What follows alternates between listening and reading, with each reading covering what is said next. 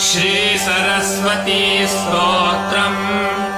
श्वेतपद्मासना देवी श्वेतपुष्पोपशोभिता श्वेताम्बरधरा नित्या श्वेतगन्धानुलेपना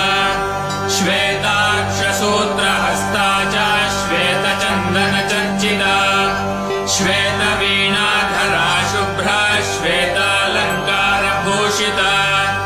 वन्दिता सिद्धगन्धर्वैरचिन्ता सुरदानवैः पूजिता मुनिभिः सर्वैर्ऋषिभिः स्तूयते सदा स्तोत्रेणानेन तां देवीं जगद्धात्रीं सरस्वतीं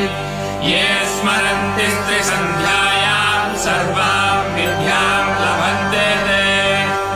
इति श्री